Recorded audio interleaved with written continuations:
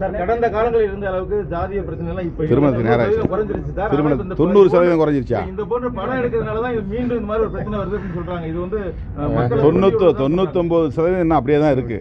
1% தான் நம்ம பேச தொடங்கியிருக்கிறோம். அதுவும் பேச தான் தொடங்கியிருக்கிறோம். இந்திய அளவில் இந்த டிபேட் வந்து விரிவாக்கம் பெறணும், ஜனநாயகபூர்வமாக இது நடக்கணும். இதெல்லாம் தப்பு.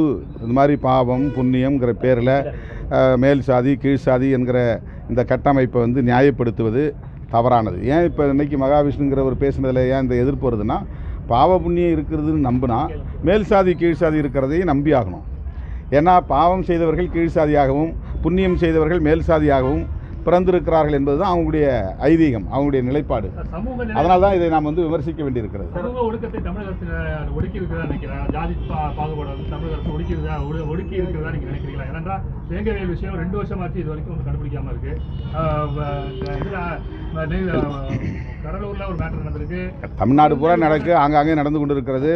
தலித்துகளுக்கு எதிரான வன்கொடுமைகள் என்பது திமுக ஆட்சி காலத்தில் மட்டுமே நடக்கிறது என்று நாம் சொல்ல முடியாது. காலமாக நடந்து கொண்டிருக்கிறது. சில வழக்குகளை விரைந்து முடிக்கிறார்கள், சில வழக்குகளில் தேக்கம் இருக்கிறது. உதாரணத்திற்கு நான் அடிக்கடி சொல்வதைப் போல அமைச்சர் நேரு அவர்களின் தம்பி படுகொலை செய்யப்பட்டு பல ஆண்டுகள் ஆகின்றன. இன்னும் குற்றவாளிகளை கண்டுபிடிக்க முடியவில்லை.